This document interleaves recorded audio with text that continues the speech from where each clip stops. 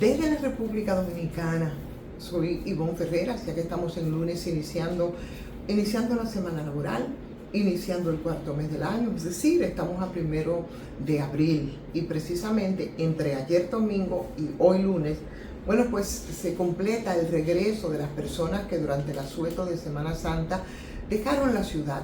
Lo único que regresamos con 20 personas menos. Ese es el número de que hasta ahora nos han dicho la Coordinación para la Prevención de Accidentes y Muertes en Semana Santa. Es la cifra que nos han ofrecido de manera oficial de estos dominicanos que regresan ya a sus labores después de varios días de asueto de Semana Santa. Más de una veintena de fallecidos que pudieran aumentar. Me parece que son muchos ciudadanos. Y parece que no valen las advertencias que se hacen respecto a esto. Los excesos siempre se cometen y por supuesto el saldo de personas muertas también. Qué pena. Entre personas intoxicadas, que en este caso las cifras oficiales nos hablan de 172 intoxicados, otros 5 fallecidos y esos se produjeron en accidentes de tránsito.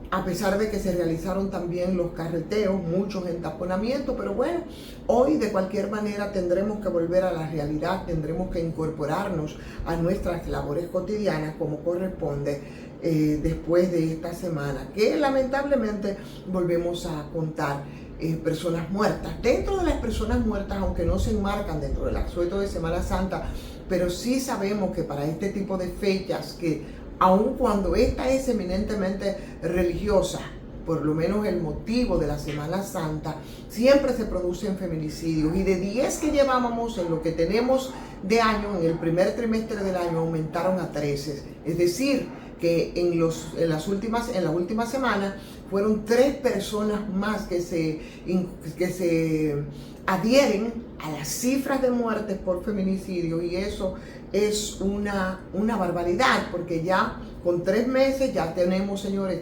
13 mujeres muertas a manos de sus parejas o su expareja. Eso es aterrador. Como aterrador también es el caso de Cotuí, de estas 2 jovencitas, que una de 19 años la víctima y otra también con muy poca edad terminó matando a la otra. Esa carga de violencia también, de criminalidad, de 2 jovencitas, una que se involucraron en una disque relación lésbica, al final la otra se dio cuenta que no era ningún lesbiana nada, se involucró entonces en una relación con un jovencito y, óyeme, de manera cruel, y esa es la preocupación fría, calculadora, la durmió y le apuñaló hasta el cansancio con toda la hazaña del mundo y con toda la carga que implica esa violencia que vivimos nosotros en este país y que involucra, por supuesto, todo el tema de nuestra salud mental. Lo demás, el tema haitiano, por supuesto, el miércoles pasado, cuando algunos comenzaban a irse a su asueto de Semana Santa, los haitianos abrieron las compuertas de su recién construido y flamante canal para tomar agua del río Masacre, o el río Dajabón, como algunos dicen. Ustedes saben que el río Masacre nace y muere en República Dominicana. Sin embargo, hay un desvío, por lo menos eso es lo que se explica técnicamente, y ese desvío del cauce, o por lo menos es el cauce que sigue, ocupa territorio haitiano, vuelve entonces a República Dominicana. Y ese canal que está construido en la parte del río que corre por el lado haitiano, justo antes de que el río vuelva a entrar a territorio dominicano de manera definitiva hasta su desembocadura, que es por los predios de Pepillo Salcedo, ahí en ese trayecto hay miles de tareas de tierra que quedaron sin agua. Así que el gobierno, que no tardó en activar un plan B respecto a la construcción del canal, del que todos sabemos lo que ha pasado, del que no se pudo hacer ningún tipo de discusión, de lo que no es la primera vez que esto ocurre, y logró manejarse por la vía diplomática también en 2018, ahora se volvió a retomar y bueno, ahí se ha armado el lío. Con la apertura del canal, comenzó una carrera a ver quién coge más agua y deja el otro lado seco. Las autoridades dominicanas habilitaron 3 bombas que toman agua justo antes de que ese río entre a Haití en ese desvío, por lo tanto, antes de llegar al canal que se construyó ahí en Haití. Por lo tanto, esas bombas que tienen una capacidad para succionar, para extraer el agua de 1 metro cúbico por segundo, dicen los que las entidades que dan seguimiento a esto, y que equivale a más de 200 galones por segundo. No lo estoy diciendo yo, son datos, son cifras, ¿no? Oficiales respecto al caso, que serían unos 15.500 galones por minuto. Entonces se supone que eso será suficiente para alimentar las plantaciones del lado dominicano, porque con el desvío del canal, evidentemente que se afecta toda la agricultura ahí en esa zona. Al abrir la rejilla, ¿qué pasó? Algo que todos prevíamos, que el canal de Haití se quedó sin agua, según los reportes, aunque no queda muy claro por qué en una cuenta de X, un periódico haitiano, Haití en Español, publicó un video donde se veía con agua, diciendo que no era verdad que se había secado. De todas maneras, eso es bastante complicado. Va a depender de la cantidad de agua, por ejemplo, que lleve el río, que a su vez va a depender de qué tanto esté lloviendo o no. Y como sabemos, estamos en una época en la que hay bastante sequía, o sea que no se sabe todavía respecto a esa toma ahí en la vigía. Haití no ha dicho absolutamente nada. Se publicaron unos videos diciendo que ellos habían metido una retroexcavadora para tomar completo el cruce del río hacia el lado dominicano. Eso fue desmentido también por los militares. En fin, que es una situación bastante compleja y que ahora, diferente de otros casos en los que hubo ese mismo intento, no podrá hacerse una conversación, porque eso solamente se resuelve en una mesa del diálogo. Eso, por un lado, como parte de las informaciones del día, pero también, señores, y esta es información que se había producido al inicio de la semana, antes de que los dominicanos y dominicanas se fueran de asueto de Semana Santa, y es respecto al tema de la justicia, al caso Jan Alain, al caso Medusa, con los 2 hombres de más confianza de Jan Alain Rodríguez, que simplemente lo han hundido.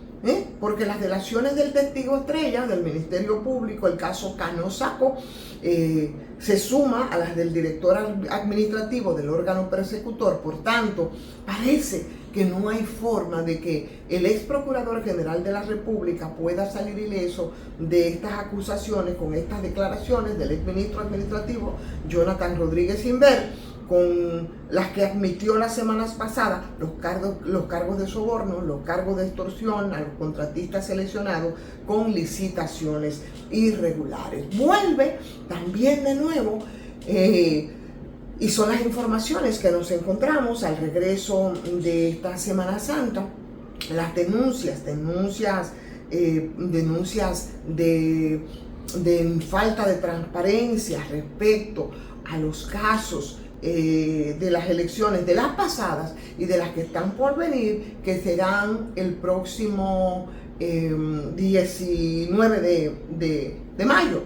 Y por supuesto, aquí nos encontramos unas declaraciones del flamante Roberto Rosario, quien ha dicho que va a acudir ante la Organización de las Naciones Unidas con una serie de denuncias respecto a lo que ellos entienden no sería un manejo transparente en lo que tiene que ver con las elecciones que se podrían realizar. Y por supuesto, el corolario lo puso con mucha contundencia la Iglesia Católica, una iglesia que se denuncia con mucha más franquezas, haciendo denuncias bastante puntuales sobre los males sociales que aquejan a la República Dominicana y que competen de manera directa a los gobiernos. En este caso, bueno, pues la alusión directa es al presidente Luis Abinader, y ahí efectivamente la Iglesia Católica hace señalamientos sobre cuestiones muy puntuales El gobierno acoge las críticas que se hacen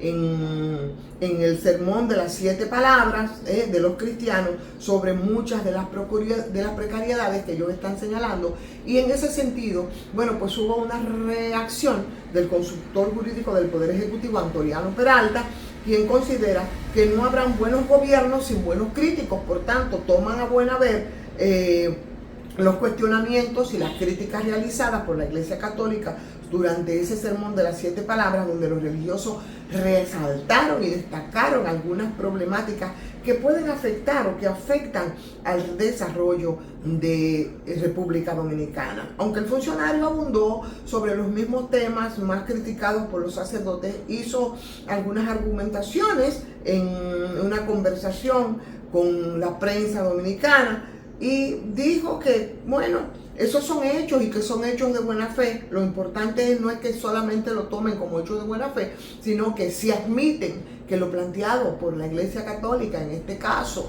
es cierto, bueno, pues que se tomen los correctivos de lugar en este caso. A eso nos tienen acostumbrado, por supuesto,